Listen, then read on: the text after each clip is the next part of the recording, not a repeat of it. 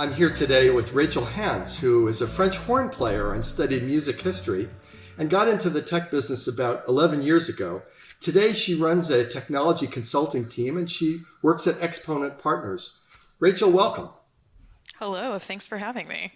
Yeah, thanks. Well, I thought we should start first on the artistic side. Tell us a little bit about your musical side and your musical background.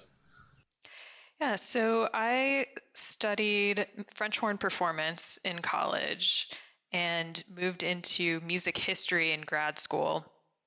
Got very into contemporary classical performance, uh, studied at the Bang on a Can Summer Festival one year after grad school, and came to the conclusion that I was not really going to be able to make a life for myself playing the kind of music that I really wanted on the French horn, which was the instrument of choice, and that music history also was not really the right path for me. So I wound up working for a community symphony orchestra just west of Boston that happened to be implementing a tool called a Patron Manager in its beta form so that we could start selling tickets and so forth online. And that was my entryway into tech. But that's the very short view of my artistic. Got it. And it's a great question, though. So here you were as a French horn player, you get an orchestra job, and they throw you into kind of a technical role with, I'm going to guess, not much experience. How did that feel? And how did you digest that experience? Yeah, that's a great question. I was mostly picked for that role on the basis of not being afraid of computers. I had a real strong grasp of Word from having written my master's thesis, but not really a ton of experience, even with Excel at that point, if I'm thinking all the way back to the early days of working at that orchestra. But I felt basically comfortable with computers and internet interfaces, and that turned into, great, now you are the technology one at this organization. Which I think happens more often than one might expect, and certainly was happening pretty frequently at that time. And I found that the folks that I was chatting with at the Patron Manager, on the Patron Manager staff at the time, really understood what we were doing as a business, and also were meeting me where I was, certainly, and were used to having conversations, generally speaking, with folks whose expertise was in, 400-year-old orchestras and not 4-month-old technology. Right. But so you were learning as you were going, and I guess I would ask, like, did it feel threatening, foreign, overwhelmed, or other words? How was it that you sort of adapted to this completely foreign experience, however similar that it might be in terms of the organization you were working for? Mm-hmm. Yeah, I would say that the biggest changes for me really came when I started working on the Patron Manager staff. While I was working for the orchestra, it felt like kind of a natural outgrowth of the music librarian role that I was playing there, which was, if I can zero in on the details required to transfer some bow markings onto some parts, I can zero in on the details that I need to edit this Excel file to be more accurate and cleaner data. So it felt really like a transferal of skills that I already had, and what felt like the biggest transition was the point at which that was the bulk of my income versus, this sort of orchestra side gig supplementing my freelance horn playing. Right. And so somewhere along the line, you became aware of a job opening at Patron Manager. And why don't you talk about sort of how you felt about that, how that came about, and how you ended up learning to become essentially a professional technology worker? Mm-hmm. Yeah. So how it came about was, as happens in these circumstances, the funding for my position at the orchestra was running low because we were funded to implement this tool, and then the idea was we'd be implemented and then we would be done. Everybody who knows me and my current role is now laughing, because that's not how technology works at all. But the executive director at the time of that orchestra actually knew Eugene and introduced you and me to each other at Tanglewood. We chatted at Tanglewood one day, and you said, I don't know what you would do at my company, but go talk to Nathan Anderson, who's running our client services team. So I went and talked to Nathan Anderson, who was running the client services team, who at the time said, you know what, I don't actually have a job opening for you right now, but I'm not interested in finding someone more experienced than you for this job. So a few months later, maybe even a couple of weeks later, I got an email from Nathan saying, hey, we've got a 2-month contractor job for you. What do you say? And at that point, I was freelancing. I was doing small librarian jobs for various orchestras around town. Steady income is not really what you would call that. And so the idea of 2 solid months of income at a rate that was totally beyond anything I'd ever seen in my life or expected to was like, yep, absolutely, we're going to do that. And that turned into a more permanent full-time gig a couple months later. Now, I would like, for the purposes of this conversation, I would like you to talk a little bit in specific about the role of a Salesforce admin. Mm-hmm. What is that job really? That was your first role, essentially at Patron Manager, and ultimately you had more and more senior jobs. But help us understand, what does an admin do? Yeah. So there are different ways that an admin can work. The role that I held at the orchestra was in some ways a Salesforce admin job. The roles that I held at Patron were in some ways admin jobs early on. You can work within an organization as sort of focused only on that organization's internal business. So what you're doing is fielding requests and questions from people who are using Salesforce to do their day-to-day jobs, helping them improve the system, helping them understand how to use the system day-to-day, and occasionally figuring out what might be broken. And those are all things that you're doing without necessarily understanding any code. So the title admin comes with sort of an underlying assumption that you're not somebody who has a lot of computer science background. You might not know any coding language, but you're able to make a lot of configuration changes and adjustments to how a system works for an organization without needing to have that background. So you can do that as I was doing for the orchestra with sort of one organization as your sole focus.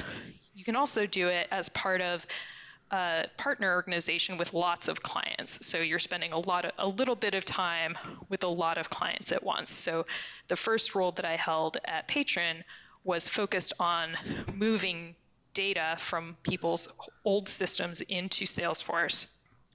They had, everything from just random spreadsheets to more sophisticated systems that they were moving away from and into Salesforce. My job was to help them get that data cleaned up and usable in the new system.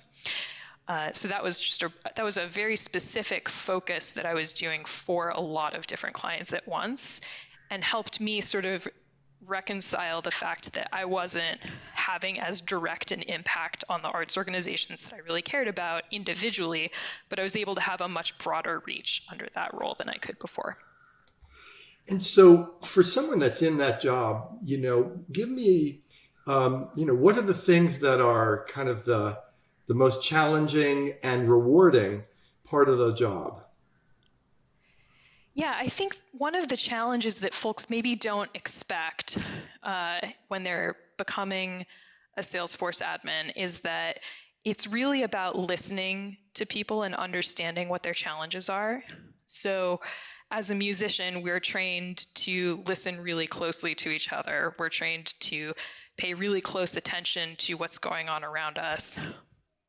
We had a lot of folks from the theater at Patron Manager as well, and that sort of background and training in close listening and understanding what's under people's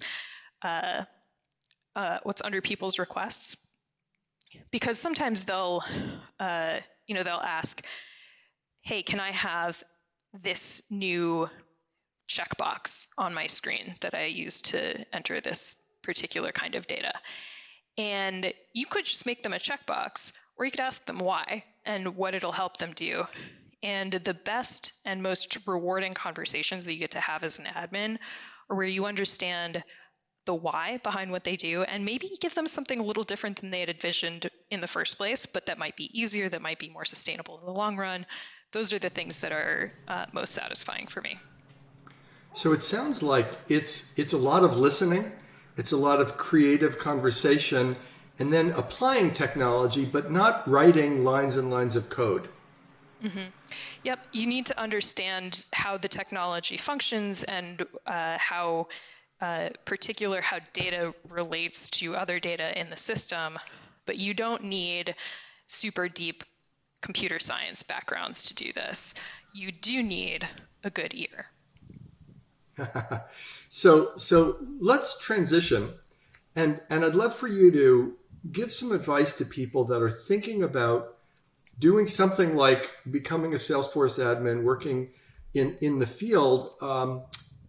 There's got to be a moment where you think, well, I've practiced my violin for 15 years or so, and boy, if I do this, somehow I'm not a success, or I'm a failure that I didn't do. And that, of course, I don't believe any of that, but I wonder if you want to comment on your vision of your career and now sort of how this has helped you or changed your perspective on how the arts fit into your life. Yeah, absolutely. So when I embarked on my musical training, when I sort of went into both my undergraduate degree in horn performance and my master's degree in music history, I had a vision that I was probably going to be a university professor playing horn in some orchestra somewhere, maybe teaching music appreciation, maybe teaching some horn lessons to majors, to non-majors. That was sort of where I saw my life going. I thought probably I would end up getting a DMA, a Doctor of Musical Arts, and go teach at a college. The time frame in which I did that was right around the time frame in which more and more of those jobs were turning into adjunct roles that were not full-time permanent positions. You weren't going to get a tenure track job teaching French horn at almost any university that I, frankly, with my skill level, would have been qualified to teach at. I was not going to be in the Boston Symphony. I was not going to be at the Metropolitan Opera. Like, that's just not the level that I was playing at. And so the places where I was most likely to end up meant that my quality of life and potential for long-term sustainable job prospects were pretty low by the time I was getting out of grad school. And so when I started working at Patron Manager, first of all, my salary literally doubled when I started from what I had been making. And I, had suddenly visions of, I might actually pay off my student loans one day, which I did eventually, by the way. And also it felt like you were saying, like selling out, right? Like there's this vision that you're prompted with throughout schooling when you go to music schools, that is, if you can see yourself doing anything else, you should, because you should only be doing this if this is the only thing you could possibly see yourself being happy doing. And so if you're going to get yourself out of that mode of thinking, requires a lot of reflection and focus. Actually, it took me a good amount of therapy to get through that moment of, am I having the impact that I want to have in my life really coming to terms with that bit that I was talking about earlier, where maybe I'm not having the most direct impact on the kind of art that I want to see in the world, but I have a broader impact on all of my clients that I'm working with day to day. B, I can afford to commission pieces now if I want to. So if I can set myself up so that I can help in ways that I might not have ever conceived possible, like imagine myself as a tenured professor, even commissioning one solo horn work in my lifetime. Whereas on a tech salary, that's something that can be much more accessible to me over the span of my career. And is that, in fact, help me understand or share some of how you integrate music and the arts into your life now? Yeah, so my role in the arts right now is primarily as a patron. So I donate regularly to some of the new music groups that I care about. I subscribe to them on Bandcamp so that I get all of their new releases right when they come out, which is very fun. And I go to the performances that I feel most strongly about. Have art museum memberships at the places where those interact. That even that extends to all different parts of my life. Other folks that you and I have worked with have maintained their performing life. That ended up being, for me, not the place where my long-term focus was going to be, but being able to fund and enjoy the fruits of all of that labor has been really satisfying. So that leads to what I think is my last question, which is, would you recommend this career path to others who maybe are in their grad school or thinking about their future? Sort of what advice broadly would you get to people that are maybe imagining this for the first time and really never thought about it before, and they're like, wow, what is this all about? How would you advise them? Yeah, I think what I would advise to almost anybody, whether you're imagining this particular career path or just sort of a different branch off of what you're doing now, is to really think about what it is that you love the best about what you're doing now. If you are somebody who gets really deep satisfaction from a connection with an audience while you're performing, think about what that connection feels like. Think about how else you might be able to get that connection feeling in your life. If you're somebody who really gets a lot of satisfaction of sitting in a practice room and grinding at something until you've got it exactly right, that repetition and that singular focus is something that you can obtain in other parts of your life. That's a good sign that coding might be for you. By the way, if you really, really are best friends with your metronome, coding might be for you. Not to say that it's not for you if you're not a metronome kind of person, but that's that sort of solitary focus, being able to get in the zone about a specific thing that you're doing, and then see the results at the end, can be really satisfying in any number of fields. And that narrative that we get fed of, this is the only thing that you should be seeing yourself doing, is preventing you probably from looking at why you love it so much. And so if you think about why you love it so much and think about whether that can translate into something else that you're doing or into a different way of engaging with it, like for me with, I love listening to contemporary music as much as I ever loved playing it, if not more, because I don't have to stress out about it. Well, and you can now afford to go to those performances and to buy the recordings and to support those organizations, which obviously gives you a lot of pleasure.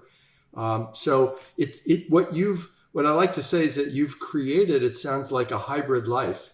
Mm-hmm. You've got a career that you really enjoy, that's creative and challenging, but also music still provides for you a lot of enjoyment and a lot of value and a lot of importance in your life in a nicely balanced way, and a way that doesn't require you to be working at Starbucks or driving Uber or scrounging, in the way that you might if you were in another career path. So I think this has been a terrific conversation, and so thanks very much, and appreciate the conversation. Yeah, thank you, Gene.